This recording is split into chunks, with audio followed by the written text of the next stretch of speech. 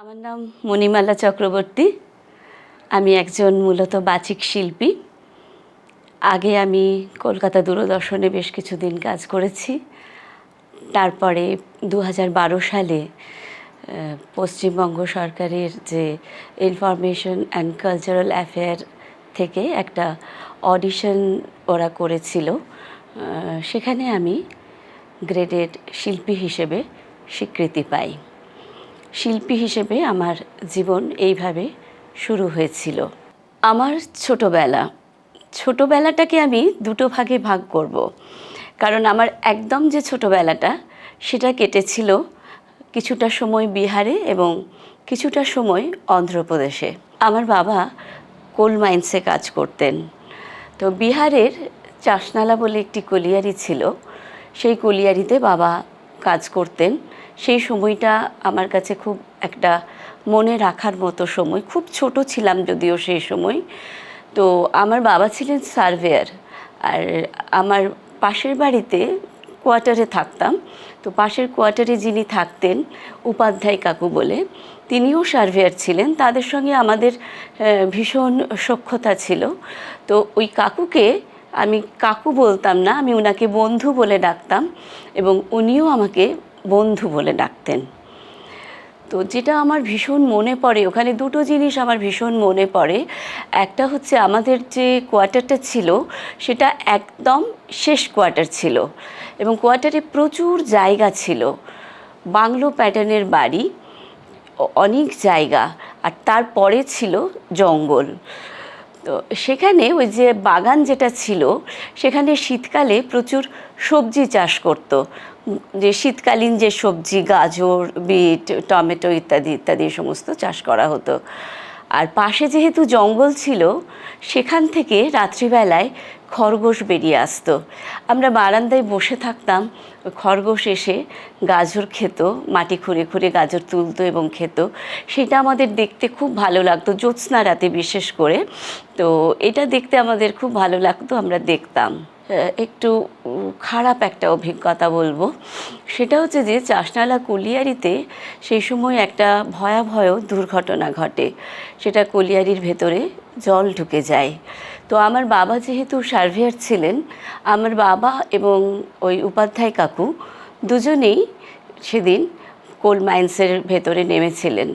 তো কয়লা যে তোলা হয়, সেই কয়লা তোলার আগে ওখানে কয়লাগুলো তো খুব পাথর হয়ে থাকে, তো সেগুলো কাটার আগে ওখানে ডিনামাইট চার্জ করতে হয়। বাবা বারণ করেছিল যে এখানে ডিনামাইট চার্জ করো না, এর উল্টো দিকে দামোদর নদ আছে।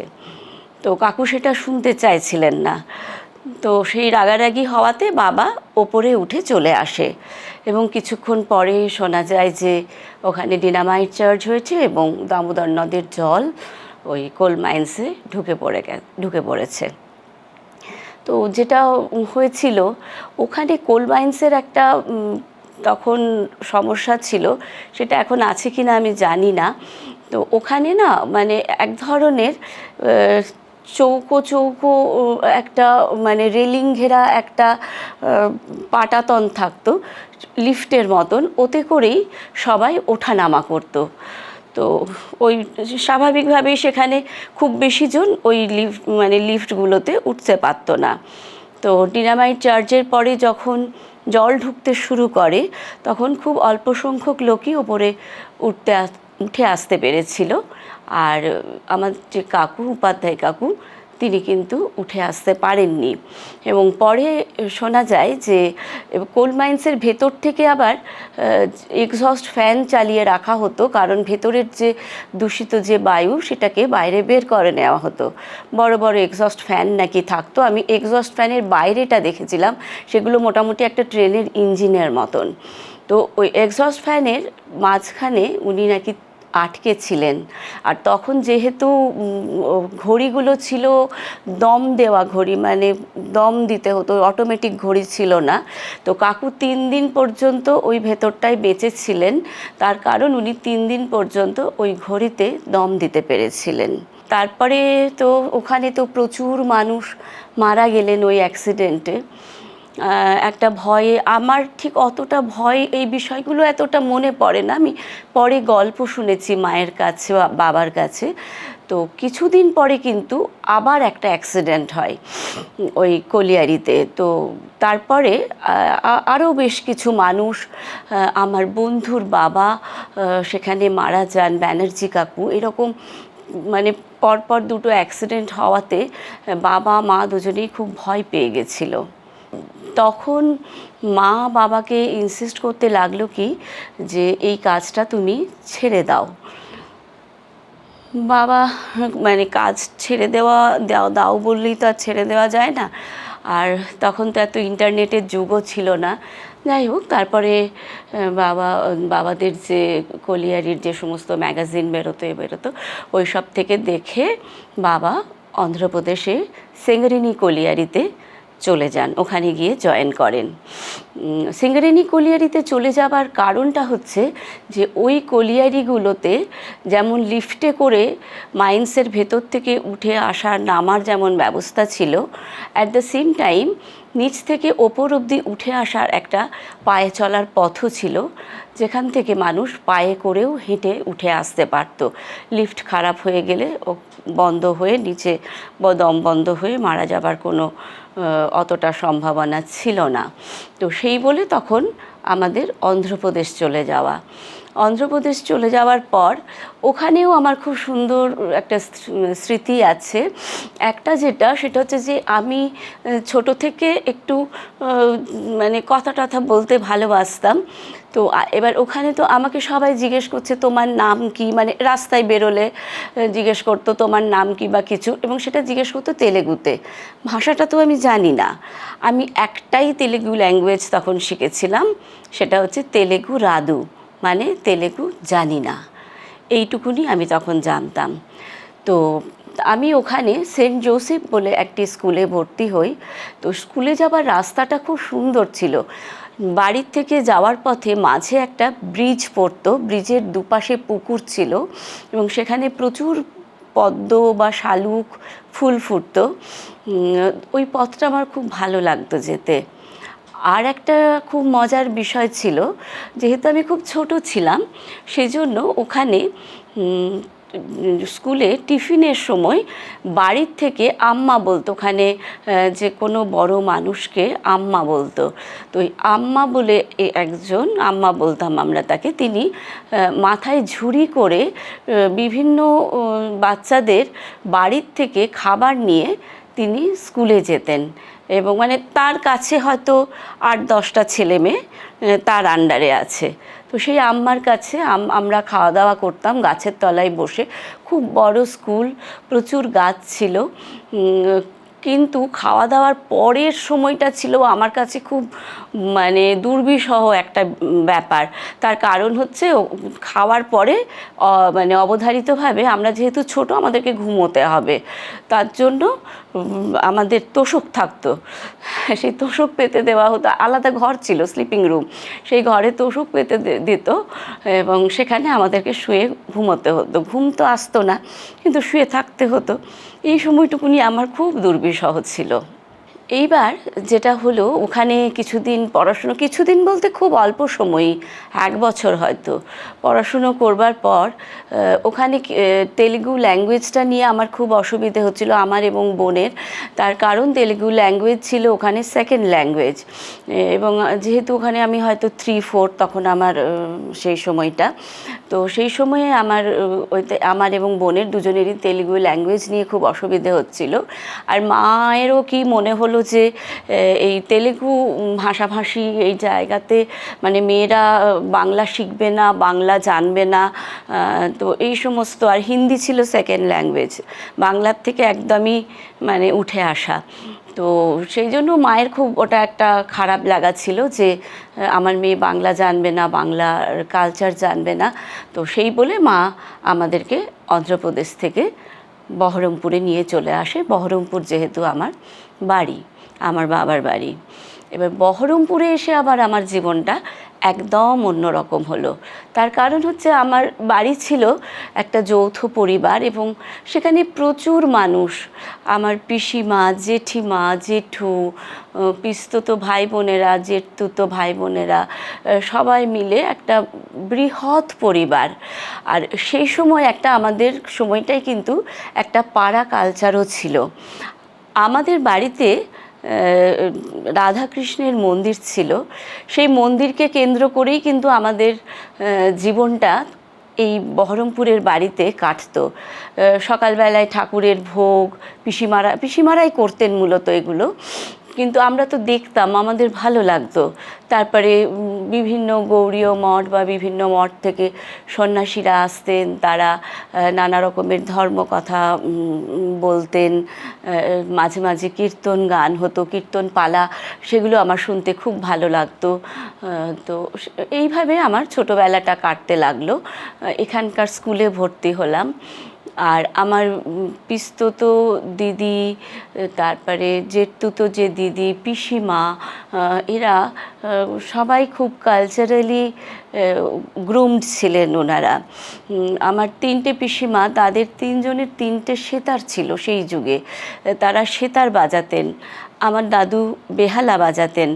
আমার ছোটো পিসিমা, তিনি শাস্ত্রীয় সঙ্গীত শিখতেন এবং তখন খুব বিখ্যাত এখানে ছিলেন দাউদ খানের ছাত্রী ছিলেন আমার পিসিমা।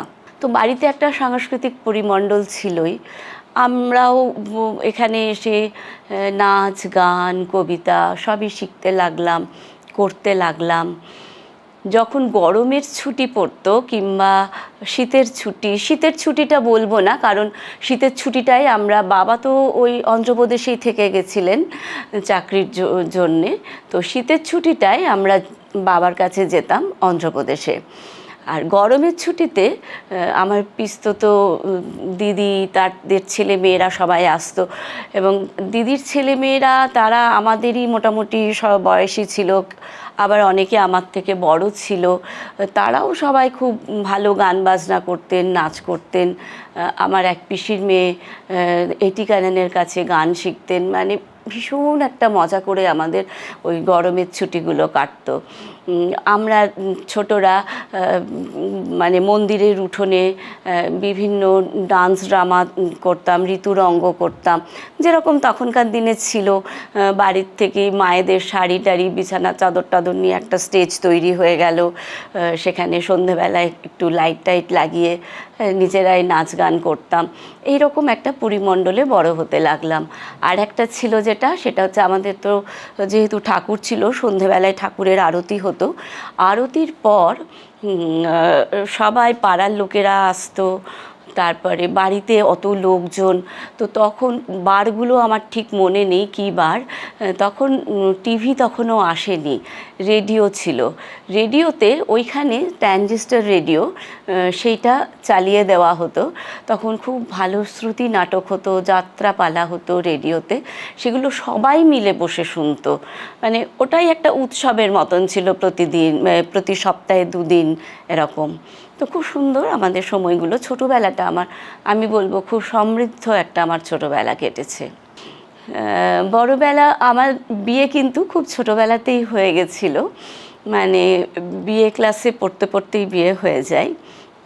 তো বিয়ের পরে যথারীতি আমি তো শ্বশুরবাড়ি চলে গেলাম। কিছুদিন ওখানে থাকার পর আমার মেয়ে হলো, তাকে মানুষ করা, তাকে বড় করা। তো এইসবের জন্য তখন আর আমি কিছুই করতাম না, সংসারই করতাম কেবলমাত্র।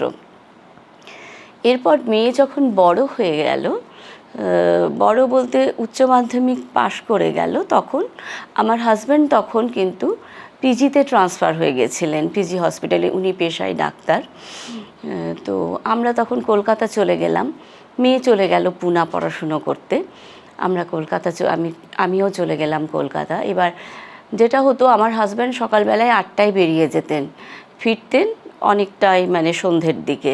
তো এই যে এতটা বড় একটা সময়, এই সময়টা আমি কিভাবে কাটাবো, এটা নিয়ে আমার খুব মানে ভাবনা চিন্তা করতাম যে এই অবকাশটাকে আমি একটু কিছুভাবে ইউটিলাইজ করতে চাই।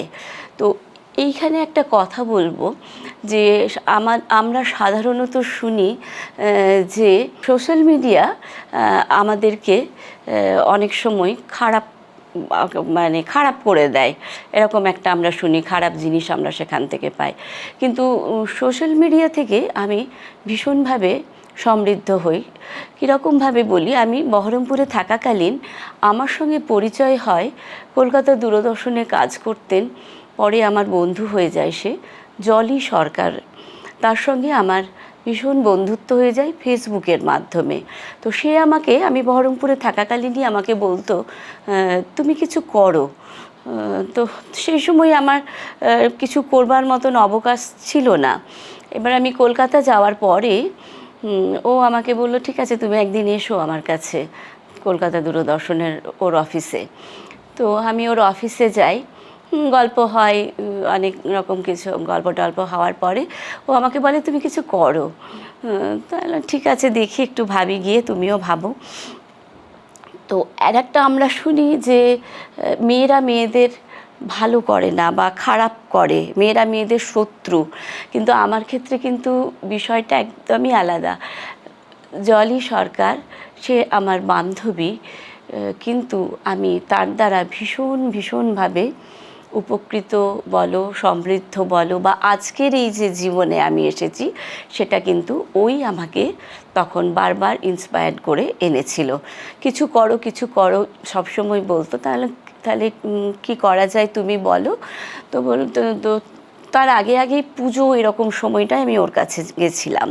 তো বলে ঠিক আছে, আমি তো প্রডিউসার দূরদর্শনের, তুমি আমার প্রোডাকশানে কাজ করো, তুমি আমার সামনে পুজো পরিক্রমা আছে, তুমি এই পুজো পরিক্রমা দিয়ে শুরু করো।